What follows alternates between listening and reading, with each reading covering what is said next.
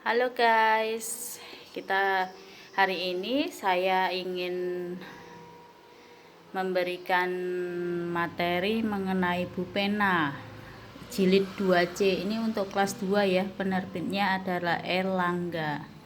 Sebelumnya jangan lupa like, subscribe, comment, and share ya guys. Jangan lupa bunyikan lonceng.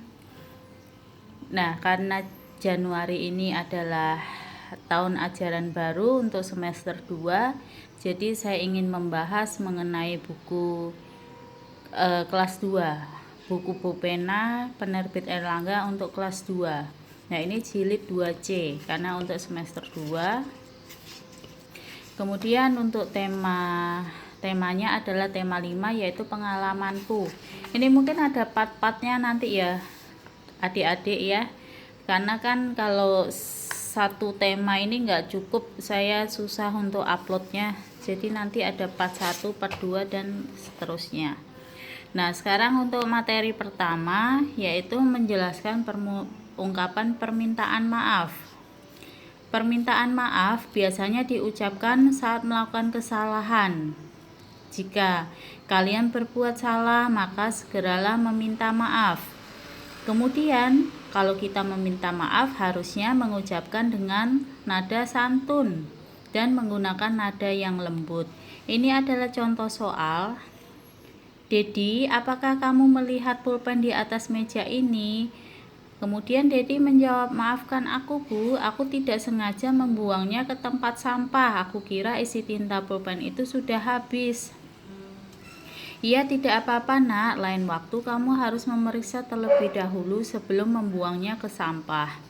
Nah, dari cerita ini ibu menanyakan di mana pulpen ibu yang ditaruh di atas meja. Kemudian si Dedi ini tidak sengaja membuangnya ke tempat sampah, jadi si Dedi ini meminta maaf kepada ibunya.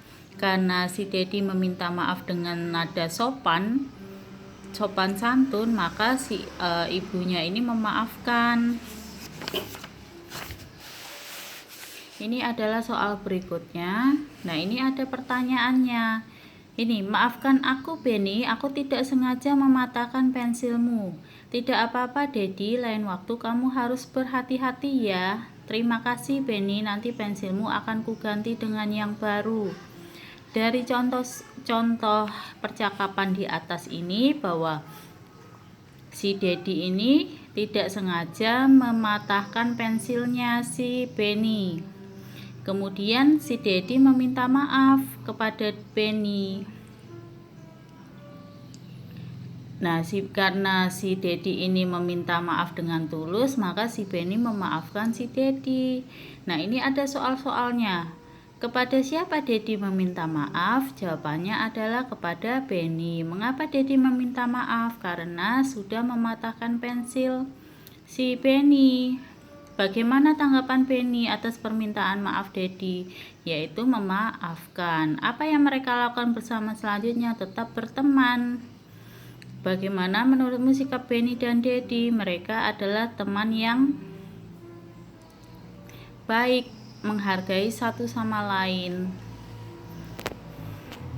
Kemudian kita lanjut ya ke selanjutnya, yaitu halaman 4.